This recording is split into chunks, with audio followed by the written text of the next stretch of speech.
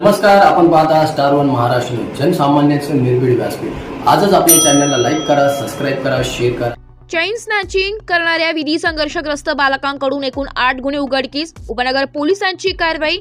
दिनांक 26/12/2024 रोजी उपनगर पोलीस स्टेशनचे वरिष्ठ पोलीस निरीक्षक जितेंद्र सपकाळ हे स्वतः तसेच गुन्हेशोध पथकाचे पोलीस उपनिरीक्षक प्रभाकर सोनवणे पोलीस कर्मचारी सकाळी डीजीपी नगर येथे नाकाबंदी करीत असताना एका विना क्रमांकाची पल्सर मोटरसायकलवर 2 इसम भरधाव वेगात येताना दिसल्याने मोटरसायकल स्वार यांना अडविले।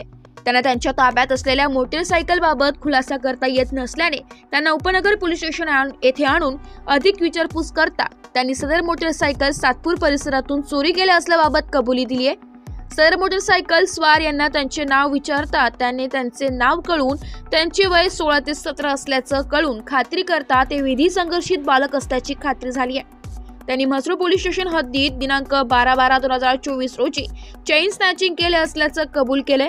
त्या अनुषंगाने त्यांच्याकडे सखोल विचारपूस करता त्यांनी उपनगर पोलीस स्टेशन येथे देखील 6 वेळा चेन स्नॅचिंग केले असल्याचं सांगितल्याने त्यांना गुन्ह्यात ताब्यात घेऊन त्यांच्याकडून उपनगर हद्दीत तसेच म्हसरूळ हद्दीत एकूण चोरी केलेल्या 77.550 ग्रॅम वजनाचे सोन्याची लगड एकूण किंमत 6,08,400 रुपये किमतीचे सोने लगड जप्त करण्यात आले।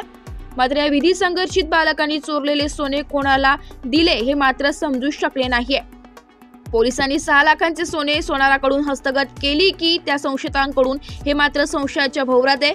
नाशिक शहरामध्ये सध्या सोनसाखळी चोरांचा धुमाकूळ सुरू असून पोलिसांच्या तावडीतून सापडत आहे।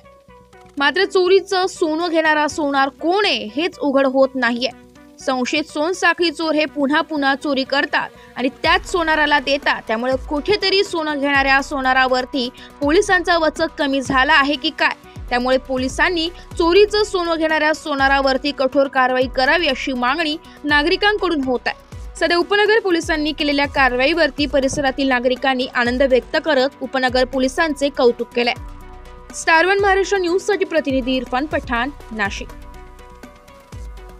वाढत्या चेन स्नॅचिंगच्या आणि मोटर व्हेकल थेफ्टच्या गुन्ह्याच्या अनुषंगाने माननीय पोलीस आयुक्त श्री संदीप कर्णिक सर यांच्या मार्गदर्शनाखाली स्टॉप अँड सर्चच्या कारवाया आणि नाकाबंदीच्या कारवाया या ठिकाणी सुरू झाल्या होत्या।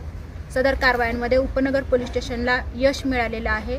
नाकाबंदी दरम्यान त्यांना या ठिकाणी एक विदाऊट नंबर प्लेटची गाडी मिळाली होती आणि ती गाडी या ठिकाणी चेक करत असताना सदर गाडी चालवणारे 2 इसम हे संशयितरित्या या ठिकाणी दिसून आल्यामुळे त्यांच्याकडे अधिक चौकशी केली असता सदर गाडी ही गुन्ह्यातली असल्याचं या ठिकाणी डिटेक्ट झालेलं आहे। त्या अनुषंगाने सातपूर पोलीस स्टेशन या ठिकाणचा गुन्हा ओपन झालेला आहे आणि सदर जे आरोपी होते विधी संघर्षग्रस्त बालक या ठिकाणी आहेत त्यांच्याकडे पुढील चौकशी केली असता त्यांनी चेन स्नॅचिंगचे गुन्हे देखील केलेले असल्याची कबुली दिलेली आहे।